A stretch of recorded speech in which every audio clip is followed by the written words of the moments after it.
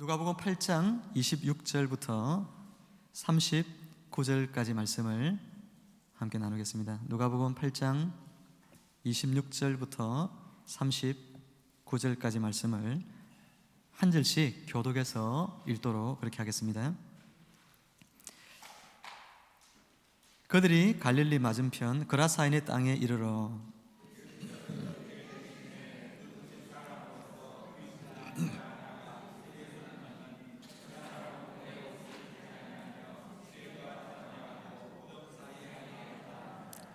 예수를 보고 부르짖으며 그 앞에 엎드려 큰 소리로 불러 이르되 지극히 높으신 하나님의 아들 예수여, 당신이 나와 무슨 상관이 있나이까? 당신께 구하오니 나를 괴롭게 하지 마옵소서 하니,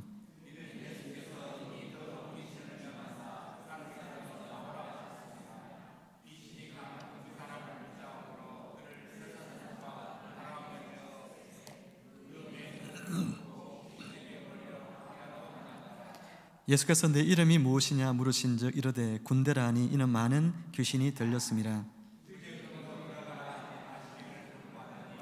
마침 그곳에 많은 돼지 떼가 산에서 먹고 있는지라 귀신들이 그 돼지에게로 들어가게 허락하심을 간구하니 이에 허락하시니,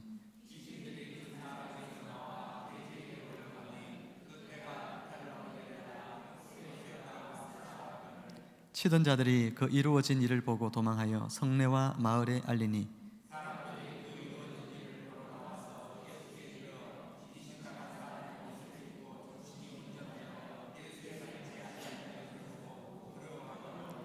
귀신 들렸던 자가 어떻게 구원받았는지를 본 자들이 그들에게 이르매,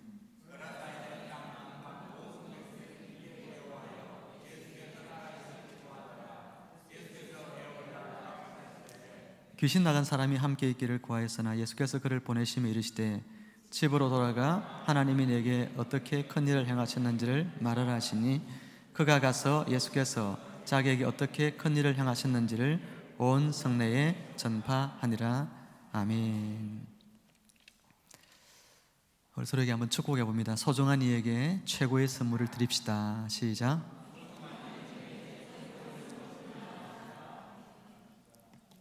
최고의 선물은 단연 뭐겠습니까? 예수님이겠죠. 예, 예수님의 복음입니다. 저는 쓸모없는 땅에 예쁜 집을 짓는 그런 칼럼니스트들이 있는데, 그런 분들의 글을 종종 읽습니다. 빼곡한 집들 사이에 짜투리 땅들, 쓸모없는 버려진 땅 같은 그런 땅들이 그 설계자들의 손을 만나면 마치 마술을 보는 듯이 새롭게 바뀌어지는 것을 보게 됩니다. 삼각형으로 생긴 여러분 땅들, 또 마른 목골로 생긴 땅들, 땅도 작고 또 형태도 독특해서 일반의 상식으로는 집을 지을 수 없는 그런 땅들인데, 설계자는 창조적으로 집을 그려냅니다. 참 신비합니다. 그 결과 아무짝에도 쓸모없던 땅들이 경이로운 건축물들이 그 위에다가 세워지게 되는 것이죠. 이런 것을 보면서 원래부터 쓸모없는 땅이란 것은 존재하지 않는구나, 그런 생각을 하게 됩니다. 그 땅이 아직도 제대로 된 설계자를 만나지 못했기 때문이다 하는 생각이 듭니다. 여러분, 인생은 어떨까요? 인생도 마찬가지겠죠. 쓸모없는 인생이 있을까요? 쓸모없이 버려진 인생이 있을까요? 그런 인생이란 없다는 겁니다. 모든 인생은 다 소중한데, 쓸모없는 것 같이 보이는 인생들이라도 그 인생을 아름답게 설계하시고 새로운 삶을 살게 하시는 구원자 예수님을 만나면 그의 인생도 경이로운 인생으로 변화되어질 수 있다 하는 사실입니다. 예수님과 그 일행들이 오늘 갈릴리 호수 동남쪽에 있는 이 그라사인의 땅에 도착을 했습니다. 배에서 내려서 산 비탈길을 올라가고 있었습니다. 그런데 거기에서 한 귀신 들린 사람, 이 그라사 땅에 아주 악명 높고 잘 알려진 귀신 들린 광인을 만나게 됩니다. 이 광인은 옷을 입지 않고 있고, 그리고 무덤 사이에 거처를 두고 살고 있었다, 성경은 말씀하고 있죠. 여러분, 옷을 입지 않는다는 것, 그것은 수치를 모른다는 이야기입니다. 그의 삶이 굉장히 수치스러운 삶의 자리에 떨어졌다 하는 이야기입니다. 성경에 보면 손과 발, 얼굴 외에 여러분 신체가 겉으로 드러나는 것, 그것은 굉장히 수치스러운 그런 일들로 여겨집니다. 그런데 하물며 벌거벗겨졌다. 그것은 굉장히 그의 삶이 수치 가운데 빠져 있다는 것을 말하는 것이죠. 그런데도 이 광인은 더러운 귀신이 들렸기 때문에 귀신이 자신을 지금 수치스럽게 하고 있다는 사실을 잘 모르고 있는 것입니다. 계시록 3장 18절 말씀에 보면 예수님께서 라우디게아라고 하는 지역에 있는 교회에 편지를 보내면서 흰 옷을 사서 그것을 입어 벌거벗은 수치를 보이지 않게 하라, 그렇게 말씀을 합니다. 라우디게아 지역은 양모 산업이 발달해서 굉장히 부자 도시고 옷이 발달된 도시입니다. 그런데 예수님이 옷을 사서 입으라고 하는 건 영적인 옷을 사서 입으라 하는 이야기죠. 그 옷이 누구냐? 그 옷이 바로 예수 그리스도다 하는 겁니다. 예수님을 옷 입으라는 겁니다. 예수님을 영접하고 예수님과 동행하고 예수님과 함께 살아가는 삶, 그분의 말씀을 쫓아가는 삶, 그것이 바로 예수님으로 옷을 입는 삶이라 하는 것입니다. 사랑하는 여러분, 사람이 자기의 수치를 벗어나는 길이 뭘까요? 우리 인생이 그 수치를 벗어나는 유일한 길은 예수님을 만나는 길밖에 없습니다. 예수님 만나면 어떤 인생이든 그 인생의 수치가 물러가게 되어 있는 것입니다. 이 광인은 또 무덤 사이에서 살고 있습니다. 이 말은 그가 공동체와 교제가 단절된 그런 삶을 살고 있다는 이야기입니다. 무덤은 해안 절벽가에 있는 동굴이죠. 그 동굴 안에는 많은 시신들이, 여러분, 동굴 벽면을 따라 홈이 파져 있는데 그 파진 홈 사이에다가 시신들을 안치를 하는 겁니다. 이 광인이 지금 살고 있는 곳은 바로 그곳이죠. 무덤에는 유골밖에 없죠. 차가운 냉랭한 기운만이 무덤 사이에 있습니다. 온기가 없고 사랑이 없는 그것이 바로 무덤이죠. 여러분, 신앙생활은 공동체 안에서 해야 합니다. 공동체 안에서 우리는 서로에 대한 온기를 느끼고 사랑을 느끼며 서로의 소중함을 함께 배워 나갑니다. 금요일 성경대학 공부를 하면서 함께 축복하고 기도하는 시간을 통해 우리는 성령 하나님이 짧은 시간이지만 임재하셔서 우리의 심령을 어루만져 주시고 우리가 서로를 축복하는 시간, 서로를 기도하는 시간을 통해서 공동체의 소중함, 그것을 깨닫게 해주시는 은혜를 함께 누렸습니다. 서로가 함께 손을 잡고 울고 서로가 함께 축복하고 성령이 치유하시고 만져주시는 그런 은혜가 우리 안을 휘감아 도는 은혜를 함께 누렸습니다. 여러분, 이것이 바로 우리가 공동체로 살아야 하는 이유인 것입니다. 우리가 셀로 모여서 살아야 하는 이유가 바로 여기에 있습니다. 사람은 홀로 살 수가 없습니다. 사람은 따스한 온기를 느끼며 살아야 되고 서로 사랑하고 사랑을 받는 그런 관계 속에서 우리는 살아가야 하는 존재들인 것입니다.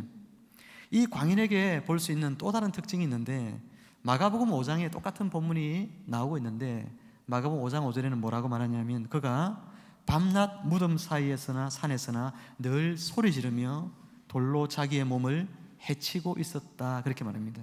여러분, 돌로 자기의 몸을 해치고 있는 겁니다. 스스로를 자학하지 않으면 견딜 수 없는 그런 괴로움과 고통이 그에게 있다는 이야기인 것입니다. 여러분, 이처럼 광인은 귀신에 의해서 수치를 당하고 교제가 철저하게 단절된 채 외로움과 그리고 고독과 씨름하면서 살아갑니다. 스스로를 또한 고통스럽게 자학하지 않으면 살아갈 수 없는 그런 비참한 인생을 오늘 이 광인이 살고 있습니다. 그런데 이런 그의 인생에 오늘 예수님께서 깊숙이, 그의 인생 깊숙이 찾아오셨습니다. 예수님께서 지나가다가 이 거라사 지방에 오신 것이 아닙니다. 찾아오신 것입니다. 사마리아에 살던 기구한 운명을 지닌 한 여인을 찾아가셨던 것처럼 삭개오에 돈만 추구하던 이 삭개오를, 여리고에 돈만 추구하며 살던 삭개오를 찾아오신 것처럼 오늘 거라사에 있는 이 광인도 예수님께서 찾아오신 것입니다. 왜 예수님께서 찾아오십니까? 사람들에게는 쓸모없는 인생처럼 버려진 존재인데 예수님께서 찾아오신 이유가 무엇입니까? 그런 존재라도 예수님의 눈에는 가장 소중한 존재로 보였기 때문에 그렇습니다. 예수님에게 오늘 VIP가, 축제의 VIP가 바로 이 거라사의 광인인 것이죠. 그라사 지방은 이방인의 땅에 속해 있는 땅입니다. 유대인들 남자들은 이방 땅에 잘 가지를 않습니다. 그 땅은 부정한 땅이기 때문에 그렇죠. 그곳에서도 더 부정한 사람이 그라사의 광인 아닙니까? 무덤 사이에 살고 있으니 그 사람은 부정한 땅에 살고 있는 가장 부정한 그런 사람이었습니다. 유대인이 그들과 어울리게 되면 자신도 부정해질 것을 염려하기 때문에 절대로 부정한 곳에 가지를 않는데, 예수님께서 오늘 이 부정한 땅을 찾아가시고 이 부정한 사람을 찾아가신 것은 바로 그를 사랑하시고 소중히 여기시기 때문에 일부러 예수님께서 이곳을 찾아오셨다 하는 사실입니다. 오늘 여러분들이 만나야 될 소중한 사람은 누구입니까? 그가 누구이든 주님의 마음을 가지고 오늘 찾아 나가시는 저와 여러분들이 되기를 주님 이름으로 축복합니다. 그리고 행복프로 축제 때 여러분 초대하시길 바랍니다. 안 된다고 생각하지 마시고, 여러분 예수님을 필요로 하지 않는 인생이란 세상에 존재하지 않습니다. 예수님은 귀신의 지배를 받고 있는 오늘 이 그라사 광인을 찾아가셔서 그 영혼을 구원하여 준 것처럼 오늘 우리 주변에 수많은 사람들이 오늘 고통 속에서, 외로움 속에서, 또 괴로움 속에서, 수치 속에서 살고 있는데 오늘 주님은 우리를 그들에게로 보내십니다. 그들에게로 가라고 말씀하고 있습니다. 그리고 예수님을 구원자로 그들에게 전하라고 말씀하고 있는 것입니다. 요한일서 3장 8절에서 예수님께서 말씀하시기를, 여러분 주부를 참고하시면 하나님의 아들이 나타나신 것은 마귀의 일을 멸하려 하심이라, 그렇게 말했습니다. 사도행전 10장 38절 말씀을 함께 읽어볼까요? 우리 같이 읽습니다. 시작.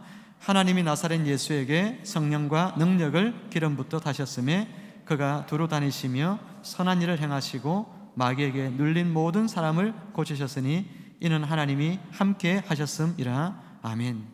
예수님께서 선한 일을 하시고 마귀에게 눌린 모든 사람을 고치신다 말씀하셨습니다. 예수님이 행하시는 선한 일이 뭐냐?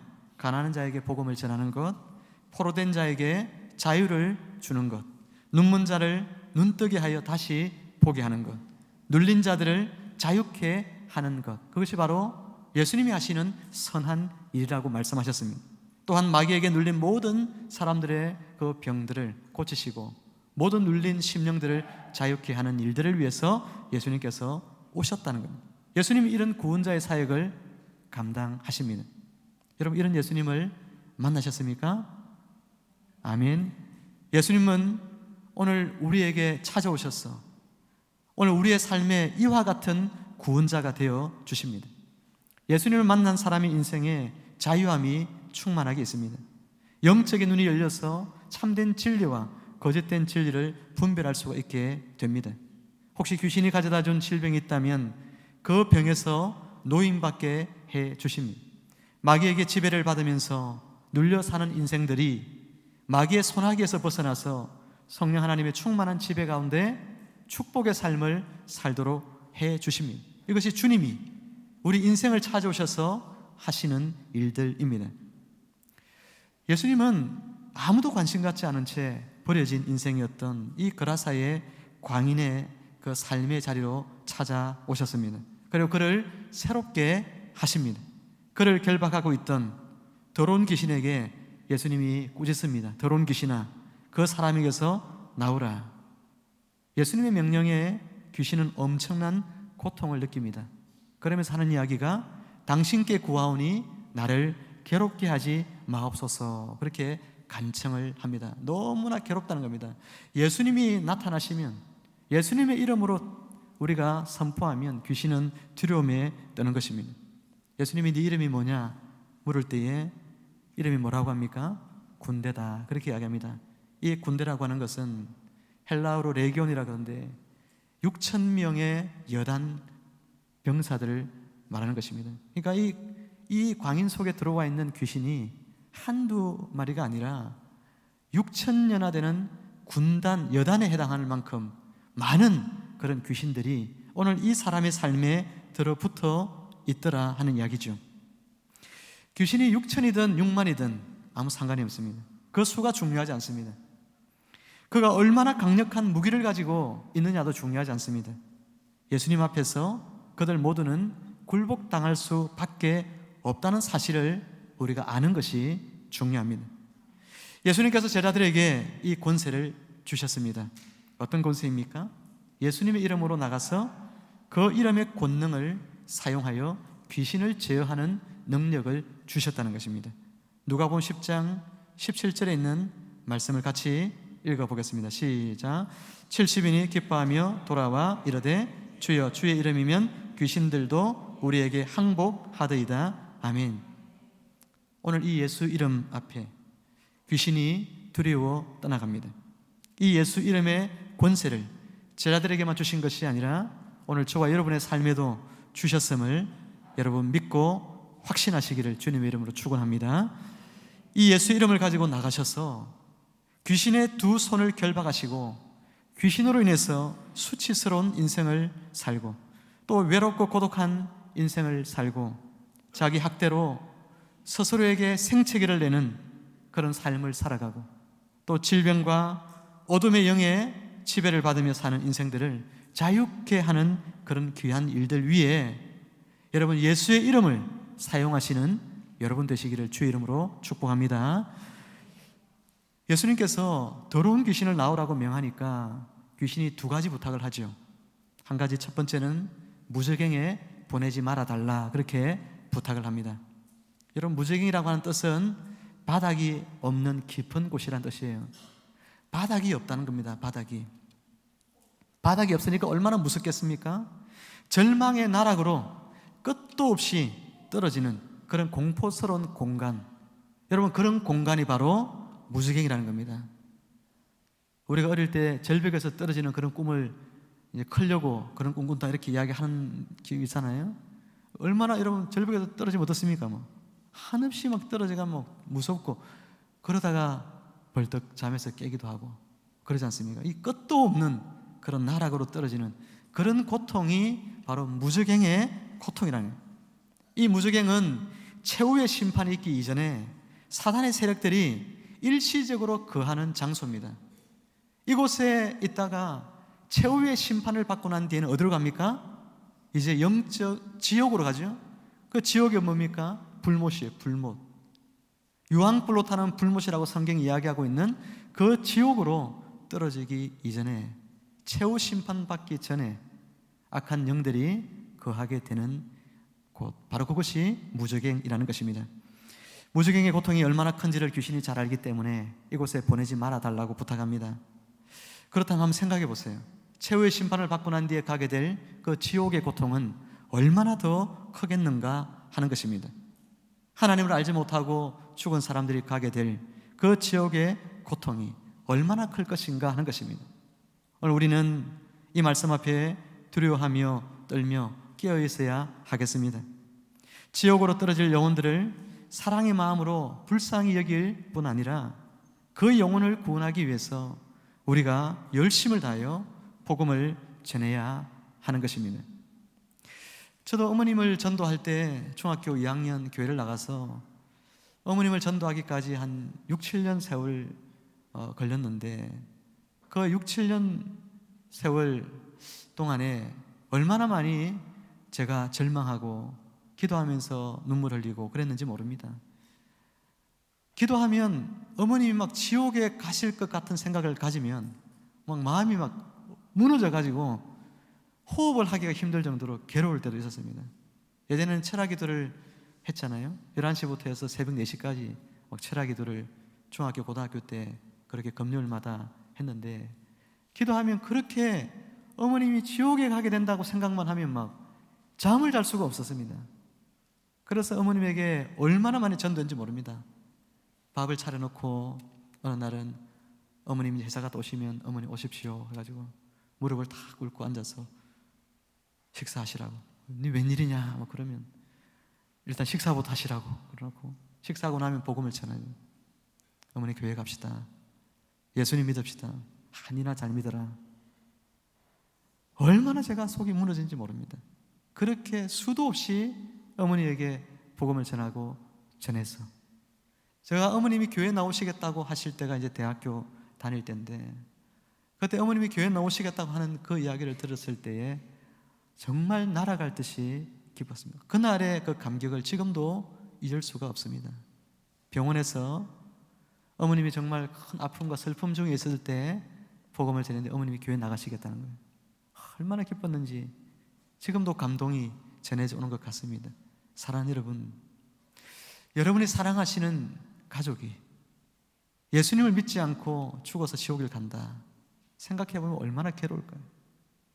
이 고통을 우리가 두려운 마음으로 느껴야 하는 것입니다. 저는 어머님을 전도하기 위해서 기도할 때마다 하나님, 차라리 저를 지옥으로 보내주십시오라고 기도했습니다. 어머님을 천국으로 보내주시고 제가 지옥에 가서라도 어머님이 천국 갈 수만 있다면 그렇게 해 주십시오라고 기도했습니다. 이런 간절함이 우리의 가운데, 우리 마음속에 있어야 하는 것입니다. 여러분의 가족들을 위해서, 사랑하는 친구들을 위해서, 직장의 동료들을 위해서, 예배만은 그냥 여러분 혼자 예배를 오는 것이 아니라 강권하여서라도, 정말 간곡히 부탁해서라도 한 영혼을 데리고 그 영혼이 예수의 복음으로 새로운 인생을 살도록 하는 귀한 일들 위해 징검다리가 되는 여러분의 인생 되어지기를 주님의 이름으로 축원합니다. 귀신이 예수님께 또 다른 부탁을 두 번째로 드리죠. 그게 많은 돼지떼가 산 비탈에 있었습니다. 그런데 그 돼지떼에게로 자신들을 들어가게 해달라는 겁니다.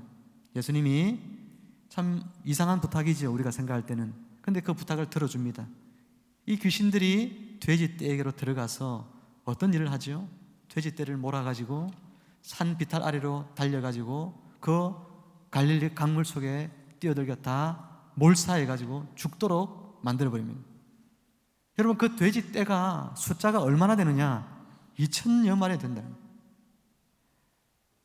여러분, 이 지역에 있어서, 이 거라사 지방에 있어서 이 돼지떼는요, 삶을 살아가는 데 있어서 대단히 중요한 그런 도구들입니다. 음식이 되고 재산이 됩니다. 여러분, 이 거라사 지역은 굉장히 부자 지역이에요. 돼지떼 2,000마리가 있다는 것은 굉장히 부자 지역입니다. 자신들의 경제적인 이득을 가져다 줄 그런 산업이 바로 이 돼지지 않습니까? 그런데 이 돼지떼 2,000마리가 하루아침에 다 몰사되어 죽었다는 것입니다.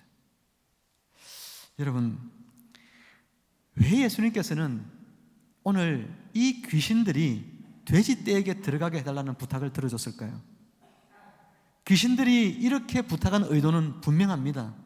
예수님을 굉장히 지금 곤란한 지경에 빠뜨리기 위해서 그런 것이죠. 자기들이 순순히 그냥 예수님 말씀 듣고 돼지떼에게 그냥 조용히 가서 살겠습니다, 그런 게 아닙니다. 예수님을 곤란한 지경에 빠뜨리려고 돼지떼에게로 들어가게 한 것입니다.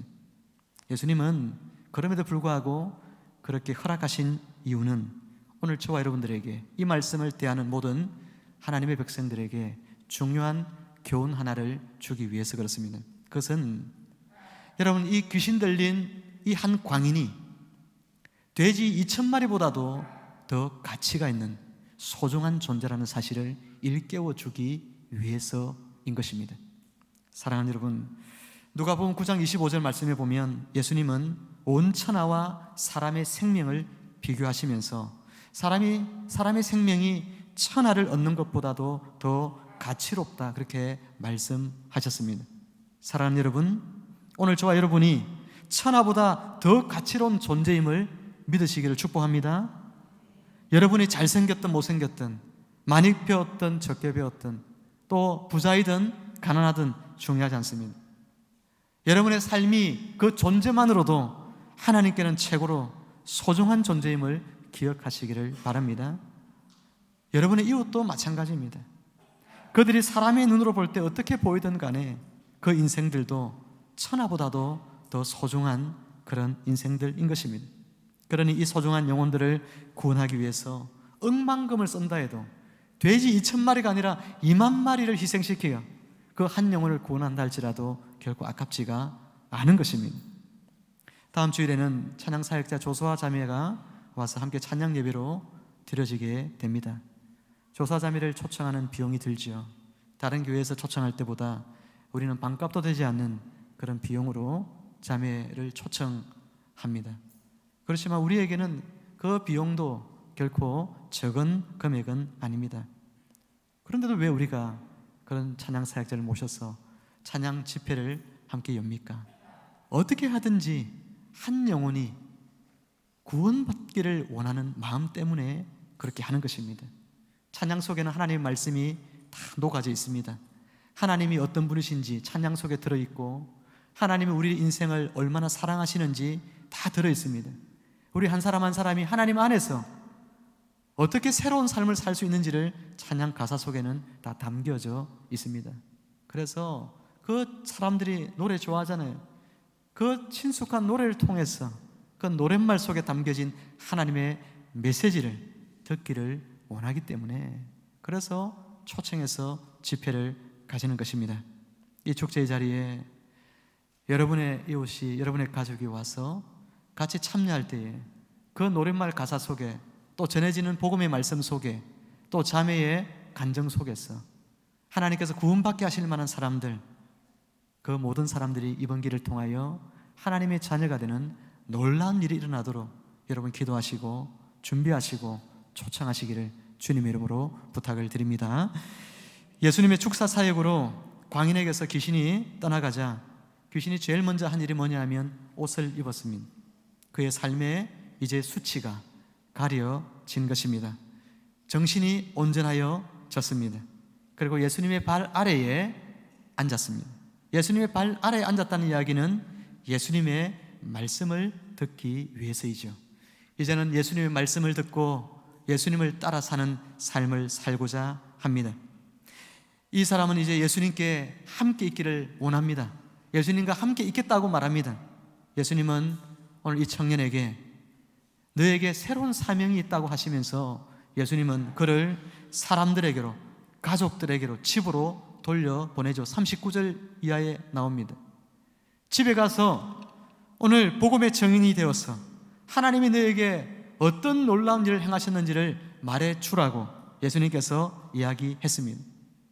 그의 소문이 온 성내에 다 전파가 되어졌습니다. 얼마나 열심히 전도를 하고 다녔는지 잘 보여주고 있습니다. 귀신에 사로잡혀 버림받은 한 영혼이 예수님을 만나게 되면 어떻게 되는지, 어떤 일들이 일어나는지 오늘 본문은 우리에게 낱낱이 그 모든 일들을 이야기해주고 있는 것입니다. 이처럼 한 영혼이 완전히 변화되는 기적이 일어났는데, 이 광경을 보거나 또 그 소식을 전해 들은 사람들의 반응이 별로 좋지가 않습니다. 우리 같으면 다들 난리가 났겠죠. 예수님이야말로 진짜 구원자시구나 그러면서 좋아했을 텐데, 사람들은 크게 두려워했다, 그렇게 오늘 본문에 이야기하고 있습니다. 여러분, 크게 두려워했다. 어떤 두려움일까요? 누가복음에는 다른 성경 본문과는 달리 두려워했다는 이야기들이 많이 나옵니다. 그런데 두려워했다는 이야기가 오늘 본문 외에는 거의 대부분이 예수님께서 하나님의 아들이시구나 라고 하는 그런 경외감에서 나오는 두려움, 그런 두려움을 갖게 되는데 반해서 오늘 본문에 나타나는 크게 두려워했다는 것은 이것과는 정반대의 두려움입니다. 부정적인 두려움입니다. 어떤 두려움일까요? 예수님 때문에 내 인생이 파탄나게 생겼구나, 이런 두려움입니다. 예수님 때문에 나의 재산상 손해가 더 커지겠구나, 이런 두려움입니다. 우리가 복음을 전할 때 사람들은 두 가지 반응을 보입니다. 예수님을 구원자로 모시는 소수의 사람들이 있고, 또 다수의 사람들은 예수님을 배척을 합니다. 마태복음 13장에서 예수님은 씨 뿌리는 자의 비유를 통해서 복음의 씨앗이 소수의 사람들에 의해서 배척되는 것이 아니라 많은 사람들에 의해서 복음이 배척될 것이라고 말씀하셨습니다. 4가지 밭이 나오는데 옥토를 제외한 3가지 밭은 전부 다 예수님을 배척하는 사람들입니다. 구원받지 못하는 사람들이 3가지 밭에 속한 사람이죠. 어떤 사람은 교회 가자는 말 자체부터 듣기 싫어하는 사람들이 있습니다. 그 사람은 길가 같은 사람이죠. 교회 가자고 말하지 마라 나에게, 그렇게 말합니다. 어떤 사람은 또 친구 따라서 교회를 다닙니다. 한 몇 달 재밌게 다니다가 또 그 기쁨이 사그라져서 교회를 안 다닙니다. 그런 사람들은 돌밭 같은 사람이라고 그랬습니다. 어떤 사람은 또 이제 교회 안에 있는 셀 모임도 참여합니다. 성경 공부도 하기도 합니다. 그런데 시간이 지나면서 세상에 대한 염려, 뭘 먹고 살까? 돈에 대한 염려, 경제에 대한 이런 근심들 때문에 또 세상이 좋았어 예수님을 떠나서 살아간다고 이야기하고 있습니다. 이 세 가지 밭에 있는 사람들, 확률적으로 보면 75%의 사람들이죠. 우리가 복음을 전했을 때에 75%의 사람들이 복음에 대하여서 부정적인 반응을 보인다는 것입니다. 복음에 대하여 긍정적인 반응을 보이고 구원받게 되는 사람은 4분의 1에 해당되는 옥토밭밖에 없다는 것입니다. 그만큼 전도가 쉽지 않습니다. 한 영혼을 구원하는 것이 어렵습니다. 그럴지라도 주님은 뭐라고 이야기하십니까? 씨를 뿌려라. 그것이 마태복음 13장이 이야기하고 있는 내용입니다. 복음을 거부하는 사람들이 이렇게 많음에도 불구하고 너희는 복음의 씨앗을 오늘도 뿌리라고 말씀합니다. 시편에서는 씨를 뿌릴 때에 눈물을 흘리며 씨를 뿌리는 한 농부 이야기를 하고 있습니다. 비가 오지 않는 척박한 땅이 이스라엘 땅이잖아요. 척박한 그 땅에서 이제 씨 뿌릴 계절이 되었는데 여러분 밭이 깡깡 여러분 딱딱하게 굳어 있습니다. 비가 안 오니까 그 딱딱하게 굳어 있는 땅을 여러분 쟁기질하면서 이제 씨를 뿌려야 되는데 쟁기가 들어갑니까? 그 밭을 갈면서 그 농부가 얼마나 마음이 타들어가겠습니까? 우리가 농사를 안 지어보니까 잘 모르죠. 여러분이 사업을 하는 사람인데 여러분 물건을 만들어 놓고 팔아야 되는데 어디에서도 내 물건 사겠다는 사람이 없어 보세요. 은행에 엄막을 날짜 돌아오고 직원들 월급줄 날에 돌아오는데 여러분 속이 어떻겠습니까? 타들어가는 것입니다. 농부가 그런 것입니다. 씨를 심어야 농사를 통해서 소출을 넣는데 땅이 깡깡 이렇게 굳어 있으니 그 땅을 파면서 농부는 눈물을 흘리고 있더라. 그렇게 시편은 이야기합니다.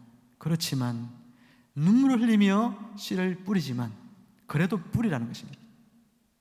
그러면 하나님이 기쁨으로 그 단을 가지고 돌아오게 해 주실 것이다. 하나님이 약속해 주셨습니다. 할렐루야. 할렐루야. 이 약속을 믿으셔야 돼요. 사람들이 배척해도 반응이 좋지 않아도 씨를 뿌리면 하나님이 풍성하게 거두게 하신다는 겁니다. 제일 변하지 않는 것이 사람의 마음입니다. 그 사람의 마음이 굳은 땅보다도 더 굳습니다. 나이가 들어갈수록 자신이 가지고 살아온 신념이 더 굳건한 바위돌처럼 그렇게 굳게 세워져 있습니다. 그것을 바꾸어서 예수님을 나의 인생의 주인으로 50, 60대가 되어서 예수님을 나의 인생의 주인으로 모시고 살아간다? 이것은 불가능한 것이죠. 하나님이 예배해 놓지 않으시고 하나님이 그 마음의 밭을 갈아놓지 아니하시면 절대로 복음의 씨앗이 그 속에서 자랄 수가 없는 것입니다. 하나님이 하셔야 되는 거예요. 우리는 하나님이 하셔야 되는 이 일을 하나님께 맡기고 우리가 할 수 있는 일을 하면 됩니다. 그것이 뭡니까? 복음을 듣는 자리로 사람들을 초청하는 겁니다. 그것은 우리가 할 수 있습니다. 복음의 씨앗이 그 사람 속에 들어가는 것은 내가 할 수 없어요. 그 씨앗이 자라게 하는 건 내가 할 수 없어요. 그러나 그 사람들을 듣게 하는 이 자리까지 초대하는 것은 우리가 노력하면 얼마든지 할 수 있는 것입니다. 그러니 눈물 흘리며 씨를 뿌리러 나갑시다. 그리고 기쁨으로 곡식단을 거두게 될 것을 생각하면서 이번 한 주간 열심히 주의 복음 들고 나가야 합니다. 여러분 날씨가 좋든지 날씨가 흐리든지 여러분 매일 내일이면 직장인들은 또 출근하죠. 날씨가 좋지 않다고 출근하지 않는 사람은 없습니다. 사람들이 하나님의 초청을 잘 받든지 받지 않든지 우리가 할 일은 그들에게 끊임없이 초청하는 것입니다. 이제 말씀을 마무리 짓겠습니다. 제키 로빈슨이라고 하는 미국의 메이저리그 최초의 흑인 야구 선수가 있었습니다. 인종차별이 굉장히 극심하던 때에 이 최초의 야구 선수, 흑인 야구 선수, 처음 타석도 서고 이런 사람인데 수비를 하다가 공을 그만 잡다가 놓쳐버렸습니다. 그것이 자칫하면 이제 그 팀이 질빌미가 되는 거죠. 관중 속에서 야유가 터져 나오고 저래서 허기는 안 된다고 막 아우성 치고 그러면서 욕을 하고 막 그럴 때 여러분 리즈라고 하는 한 백인 선수가 조용히 그 사람에게로 다가와서 안아줍니다. 그리고 청중들을 바라보기 시작했다고 합니다. 그 모습을 바라보던 청중들이 일순간 조용해졌대요. 이후에 이 흑인 야구 선수인 로빈슨은 이날의 이 기억을 회상하면서 사람들에게 뭐라고 얘기했냐면 자신의 어깨를 감싸준 그 동료의 팔이 자신의 인생을 구원했다, 그렇게 고백했습니다. 얼마나 여러분 야구장 안에서 외롭고 고독하고 사람들의 비난과 애유가 쏟아졌을 때에 숨을 곳도 없는 그곳에서 수치스럽고 여러분 그런 인생의 모든 아픔을 그 현장에서 경험하고 있을 때 한 백인 선수의 따스한 그 안아줌이 그 사람 인생에 새로운 인생을 살아갈 수 있는 그런 전환점이 되어지고 그를 그 지옥 같은 삶에서 구원해줬다고 말씀하고 있습니다. 한 사람의 따뜻한 사랑이 타인에게 구원을 느끼게 할 만큼 큰 힘이 될 수 있듯이 예수님의 이름이 오늘 예수님의 이름으로 찾아가는 여러분의 그 사랑의 방문이 한 영혼의 인생을 영원히 바꾸어 놓을 수 있다는 사실을 믿으시기를 바랍니다. 그러므로 이번 한 주간 여러분의 VIP들을 찾아가십시오. 그리고 그들 인생의 최고의 선물이 되시는 구원자 예수님을 힘써 전하시기를 주 예수 그리스도 이름으로 축원합니다. 기도하겠습니다. 하나님 아버지, 우리에게 귀한 복음을 주셔서 광인과 같이 수치스럽고 외롭고 고독하고 고통과 절규의 인생을 살던 저희들이 예수님 안에서 자유하고 모든 눌린 것에서부터 자유하고 모든 질병에서부터 벗어나며 참된 복음 안에서의 기쁨을 누리는 삶으로 바뀌어질 수 있도록 축복하여 주신 주님의 그 은혜를 감사를 드립니다. 오늘도 우리에게 주신 이 은혜를 생각하면서 우리의 가족들, 우리의 이웃들 가운데 예수님을 만나지 못한 저들에게로 저희들을 보내시오니 저희들이 힘써 주님처럼 저들을 찾아가 우리에게 소중한 저들에게 예수 그리스도를 선물하는 삶을 살아가도록 축복하여 주옵소서. 감사하며 예수님의 이름으로 기도하옵나이다. 아멘.